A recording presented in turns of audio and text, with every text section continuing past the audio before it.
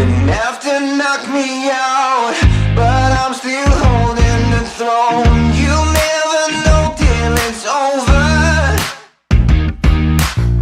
So pretty it hurts, just beware of the thorns. Hello YouTube.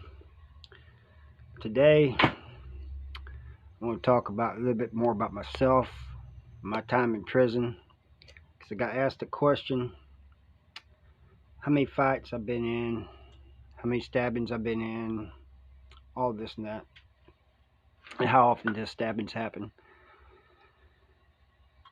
Not as much as they used to. I mean, it used to be very common, but and even though it's picking up more now, people getting stabbed over phones and stuff, I don't think it's as much as it was at the walls. I still don't think it is. You know, it was bad back there. But if you're new and you like prison content, subscribe and hit that like and comment. I try to comment on all, answer all the comments. Let's go. I'm gonna keep it real with you. Now, I've told you guys that from the beginning. I always keep it real with you. First fight in prison wasn't really a fight. It was a beat down. The two guys they beat me down because I wasn't wanting to be their boy, you know. They probably wouldn't have been as bad as a beat down, except when they was walking away. Called them some punks, and they came back and put the boots to me. And it seemed like for a while. So the first few, I say 2 or 3 fights I was in, didn't go well for me. It was just over time that I started getting some wins in, and there was one fight I remember getting into. The guy in his cell, little bitty guy, and every time I'd hit this guy, I was hitting him hard. But for every time I hit him, he was hitting me 2 or 3 times. He was fast. He wasn't hitting as hard, but he was fast. And we finally just stopped. Both of us just stopped fighting. And we got, I got caught. They heard the fight, and they came up there, and we were all, even though we tried to clean ourselves up, we was all messed up, But if you would look at me or him, it looked like we got whooped. Maybe we did. Maybe we whooped each other. All I know is that we just stopped fighting, and yeah, that was the end of it, But the one stabbing I was involved in, I don't really like to talk about it a whole lot, except for the fact that I want to get in. I would really like to talk to the guy who took the fall for me on that one. And he actually took the knife out of my hand, So, and then others led me away, and he tells me later that he didn't want me to ruin my chances of getting out. He was never getting out, so it didn't matter. But respect to him. I mean, I never forgotten him, and I just wish there was some. If he's alive, I wish there was some way I could get a hold of him. The second time was this guy came up, and I didn't even get a chance. I had to take the knife from him. I didn't have one. It was after that I started kind of carrying one. He came up to my cell and talking all this bull, BS. Pulled his stuff out on the bars. I was heating up water, and I threw hot water on his stuff. He's a black guy, so I'm wondering if it's still black down there. They turn kind of white when they get burnt. But he screamed and he ran off. I didn't care. I'll use anything as a weapon when it comes to fighting, especially if I can't get to you or I think you can whoop me. And I really couldn't get to him, so I threw hot water on him, and real hot water. The stinger was cooking. I was making some coffee, but um, when he came up there, I'd forgotten about the coffee and telling him, he needs to take that on down the road somewhere. And when I realized the water was boiling, I unplugged my stinger and just threw the water on his thing. He just put it there too. And my neighbor, he started laughing. He thought it was funny, and I didn't think it was funny. I was mad at the time, but looking back on it now, I can laugh about it. But then I wasn't in a laughing mood. But anyway, I didn't see this guy for a long time. I don't know what happened to him. But then one day,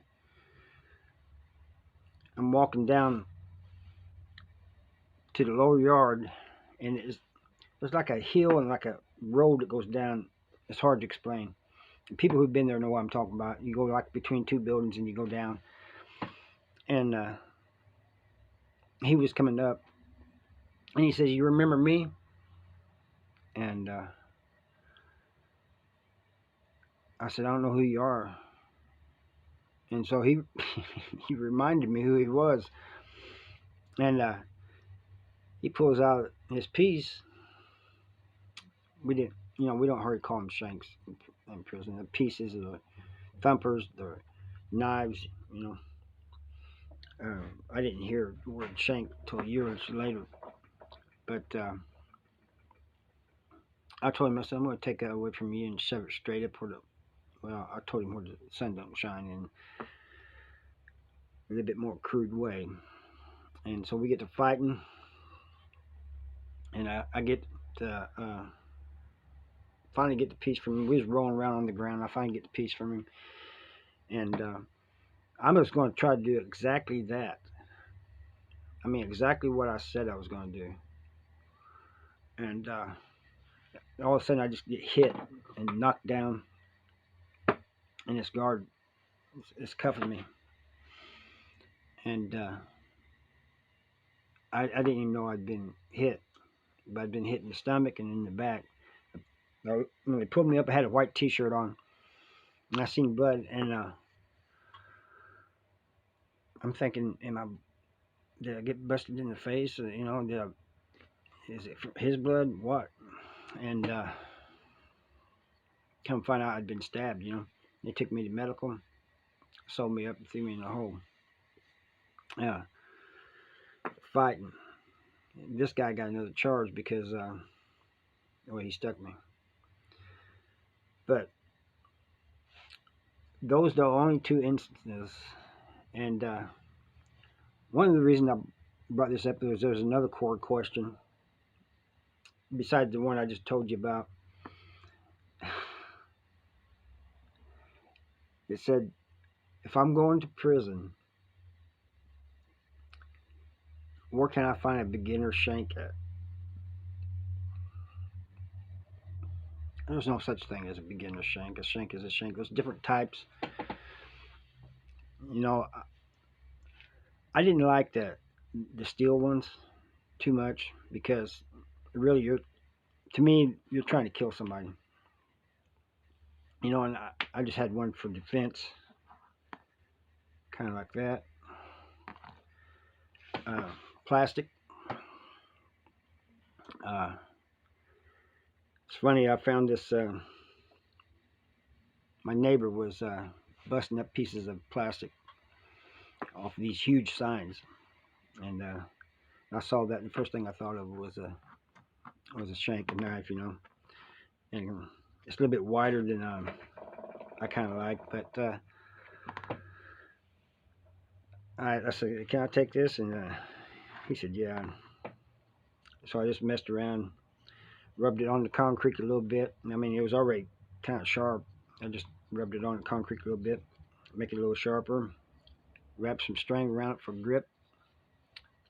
So that's what you have. So you can hold on to it, your hand don't slip from blood. Those were my favorite, because you can get past metal detectors. Uh, uh, if you know how to hide them right, you can get past uh, pat downs. Um, some people put them in their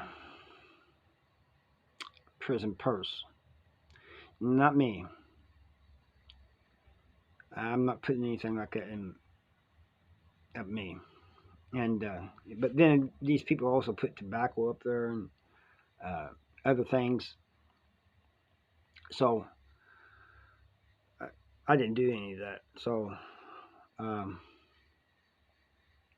I can't imagine doing that. And besides, what if you have to use it? You tell the guy, wait a minute, let me squat and get it out. No, you want to be able to get to it fast. That's my opinion. Yeah. But I was in a lot of fights when I first got to prison and for the first few years, and not so many in my later years in prison. I mean, I was in a few. I was in one in Potosi. I was in a few in Farmington. But only one, yeah, only one at Potosi. I think one at Licking. And I was at Licking 12 years. And that's why, everybody's talking about back then it was, when I was there, they was talking about it was rough. And it was. I mean, there was fights all the time. But it was nothing like what I'd seen. But here recently, the violence is picking up in Licking, South Central Correctional Center, stabbing one another over phones, um, over anything. So you guys go into prison and be ready. Just I hope nobody goes to prison, but I know there's some of you that may be going, and I hope you see this and watch some of my other videos or even other channels that tell you what to expect, because some of you will be ready, some of you won't. And it's really, I don't want to see anybody go, whether you're ready or not. Enjoy your freedom, people. Make the right choices. Enjoy life. Because you get in prison, the littlest thing that you took for granted out here that you didn't even think about, didn't think twice about, you're going to miss in prison. Those annoying birds tweeting in the morning. Your neighbor cutting his grass. Maybe you cutting grass. Oh man, I got to mow my lawn. These things you're going to miss when you're in prison. Taking a drive, either driving or riding in the passenger side, you're going to miss those little things.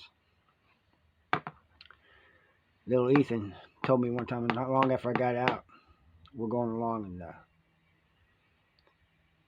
we're walking, and we smelled gas. Somebody was putting gas in something, I guess. He goes, I hate to smell gas. I said, I used to hate it too, but I said, I love it now. Not love it, but.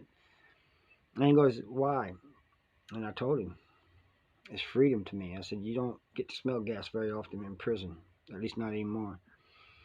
I said, so for me to smell gas is smell of freedom. And he got it. He knew what I was getting at. And I hope you guys do too. Because you don't want to run up against any type of poker or anybody who's bad news, who tells you they're going to cut you from down below to appetite.